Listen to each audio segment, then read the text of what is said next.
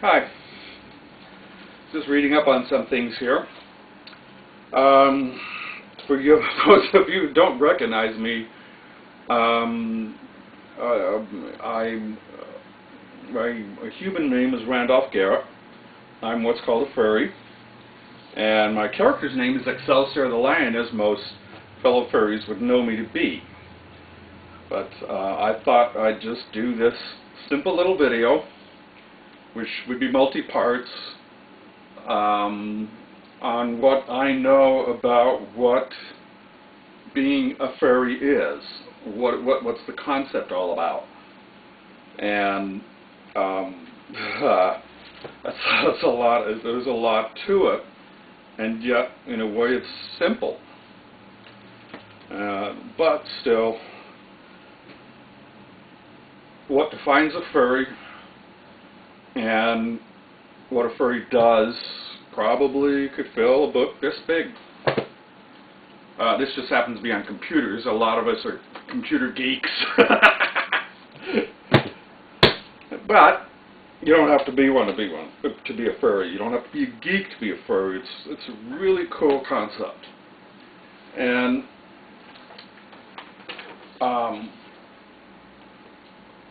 from what I understand, some of what became what we know as furry today, which is still a relatively new hobby. The concept is basically, as I put it, fans of anthropomorphic art and culture. Some say it's a lifestyle. I use the term hobby a lot for some of it. It's many things, and it could be as simple as you want it to be, or as complex. It's an open society, so there's no strict rules, although there's some very strong guidelines because we are out in the public. So we have to be somewhat restrained. Yeah. Believe me, we're not quite like they show us sometimes on TV. So,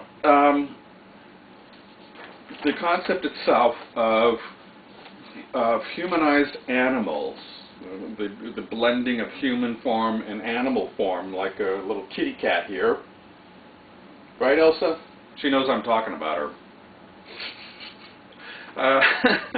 My landlord's cat, not mine. She thinks she's mine. Right? Yeah.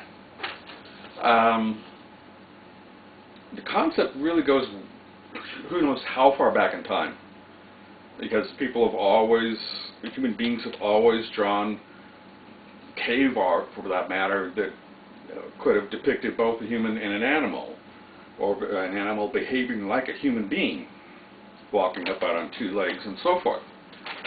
But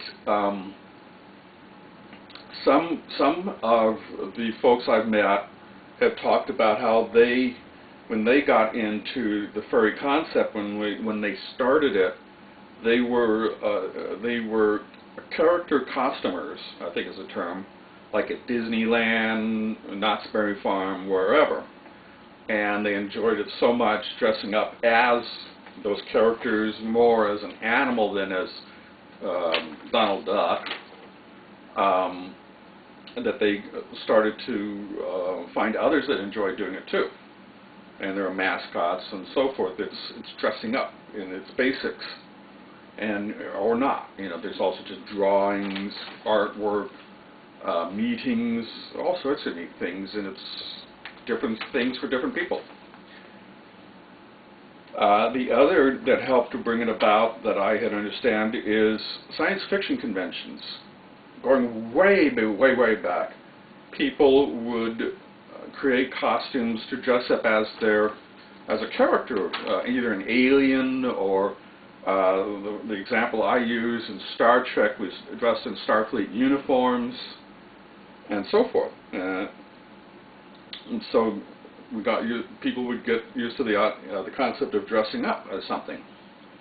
And all the other sources, more and more people liked the idea, the more talked about it, and it eventually kept progressing. And There were, I think, early on some conventions, but that was more like just an oversized meeting, probably, I'm guessing. And that continued through the 90s.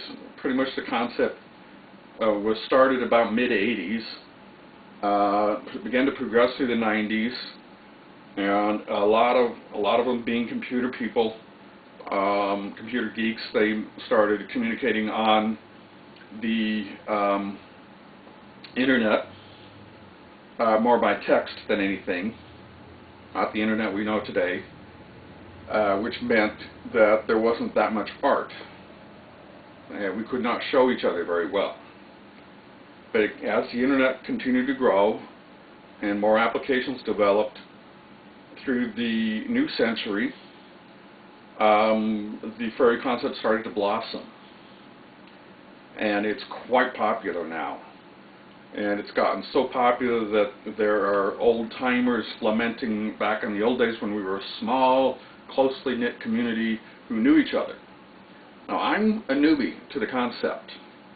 I haven't even though I've known about it since April of 2010, I've really only dove deep into it back mid-June of last year, and here it is February. So I got it's still 4 months shy of a year, so I'm still a newbie to it. So I probably just scratched the surface of what a furry is about. But on the other hand, it's a concept that really, really struck a chord with me. So much so that I wear my tail 24/7. It's a symbol of what I am. I'm not ashamed to admit I'm a furry. It's something that I made. My first time I've sewn anything, and I was sure I could not do it, and I did it. So it's a symbol of accomplishment.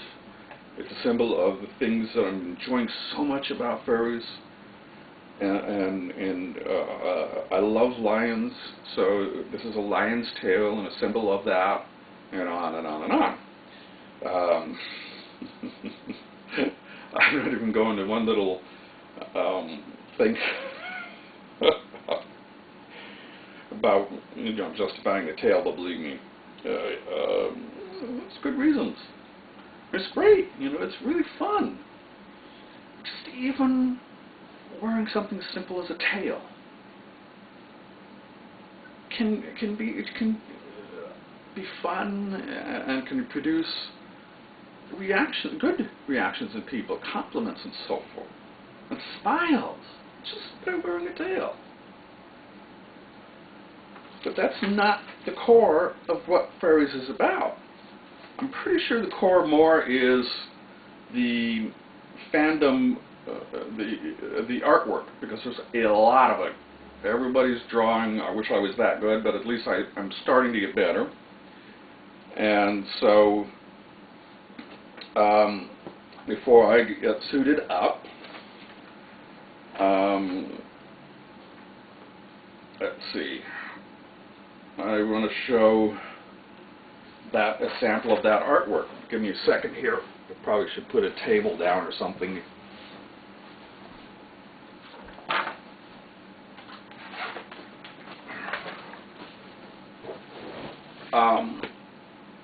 Basically, this art being done by a guy named Lioness, we have our furry name, shows a scene where instead of people, it's animals that are somewhat dressed up like people and doing people sort of things.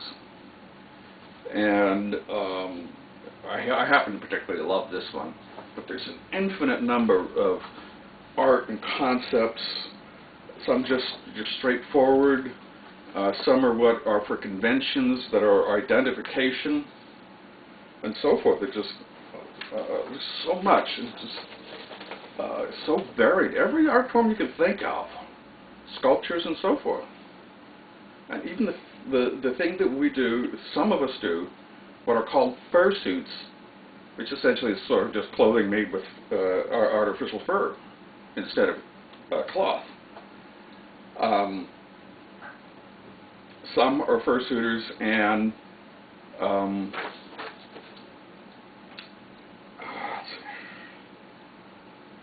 of course I'm not using a script. This is all off the top of my head, and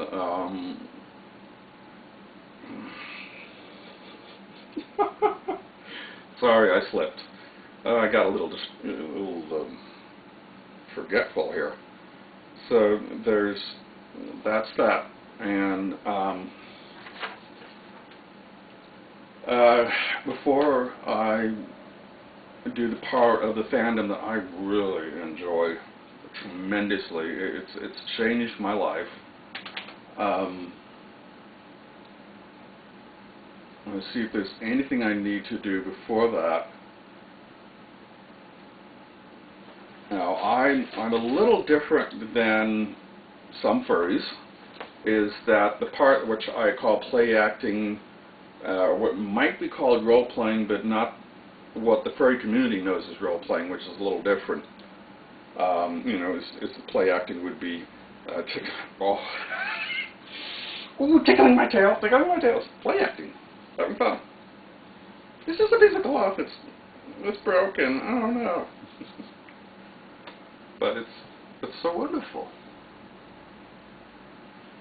And when I suit up, my voice may be a little muted, a little muffled, a little echo to it because of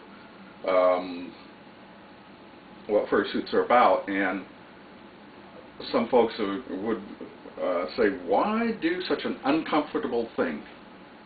Once you've done it, once you've gotten into a fursuit, you really begin to find out what that wonderful fun aspect is. But it's not a requirement to be a furry. You're not required to have a tail, or ears, or a fursuit. Just say that you are, and you could be doing art, or talking on the internet, or going to meetings, all sorts of things.